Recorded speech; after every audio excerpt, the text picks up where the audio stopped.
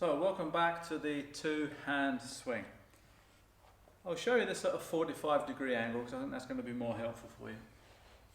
Basically have the handle facing out to left and right feet. That makes it easy for you to pick up. So when we did our squat and deadlift earlier, remember? Hip hinge, breathe in, take hold of the handle, and stand. Now you can actually put this into practice, what we mentioned earlier. By bending and standing, you can see the knees coming forwards, but nothing's happening. Now watch what happens when I take the hips back. All of a sudden the bell begins to move. Now I'm intentionally keeping my forearms connected to my body here. When I add a little bit of acceleration to this,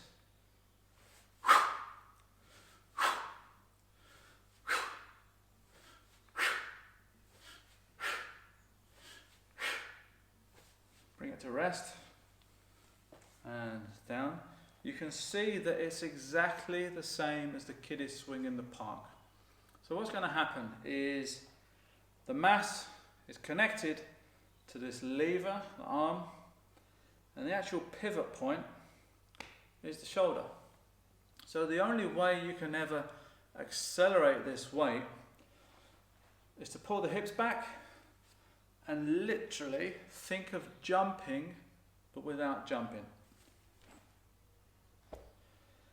This will transfer through to the arms, exactly the same as pushing that swing, so that pendulum action comes back. Now, notice as well that we take the hands behind us. Why? Well, this stops us starting from zero every time. So what do I mean by that? If I come back to here, so I'm gonna swing, and I come back to straight down, neutral. I have to basically use a huge amount of effort to lift that weight once more. Now if we consider that pendulum, if this pendulum has gone forwards, it's naturally going to go backwards. If I allow the weight to go behind and under me, it's guaranteed to move almost as far forwards as it is backwards without me doing anything. So to make it easier, what you've got to understand is there's potential energy there when it's at the back. Kinetic energy in motion, potential energy. So at the back, there's that potential energy. If I hold the weight here, the potential energy literally is, if I let go of my hand, it's going to hit the floor. If I hold the weight here, and maybe there's something blocking it from moving, as soon as that's moved, the potential energy will keep swinging exactly the same as Newton's cradle until it comes back to rest. So ideally, what you actually want to do is allow the weight to go behind you. So if you watch about where that box is for the yellow ball,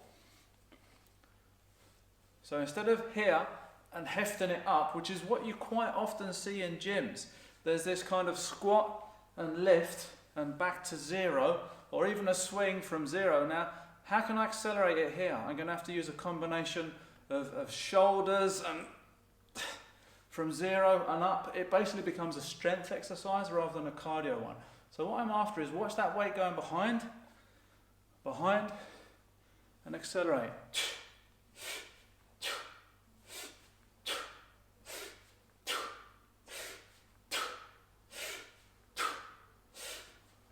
Decelerate, so the brakes go on, bring it to rest with a couple of swings, and lower. What I recommend is there's three phases. There's the prep, there's working, and then there's deceleration. I'll go through these individually. So you're going to lift the weight, prep, 1, 2, work in height for your sets and reps, however many you do, then the brakes go on. Slow it down, come to rest, and finished.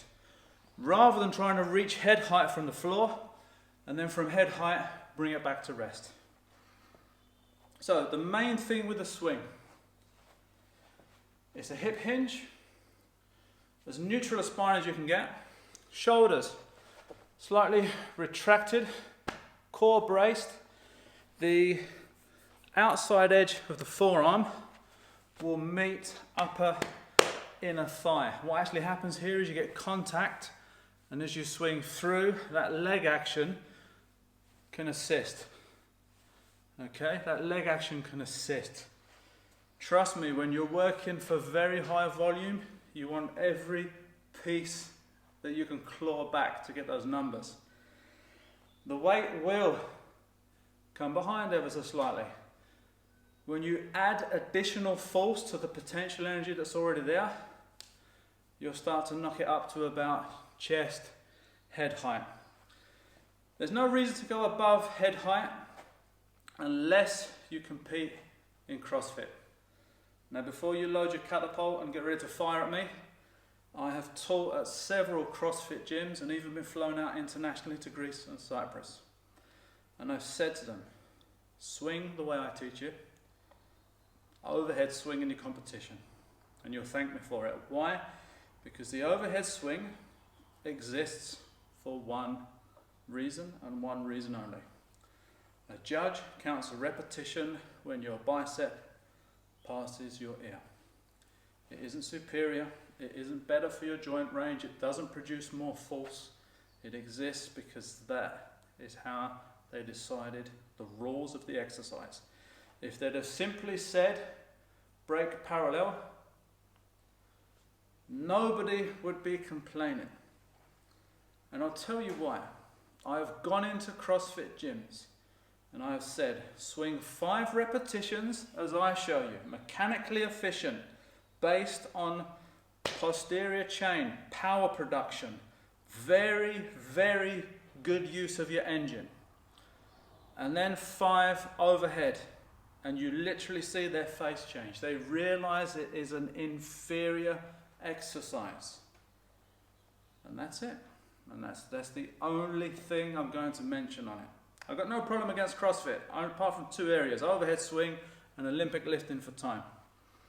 Particularly when you're working at a very heavy weight and there's kind of a lot of prep.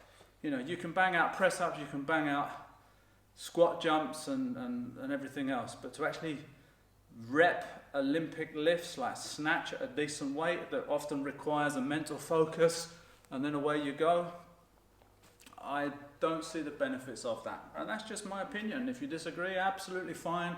The world will still turn and I'm sure we could still even be friends. So the swing. 3 considerations. Hips, hinge. Weight goes behind and the acceleration of those hips forwards, not hyperextending, to neutral. Sit, stand. Think of jumping without leaving the floor. Those actions are enough to take that weight comfortably to chest height with minimal effort.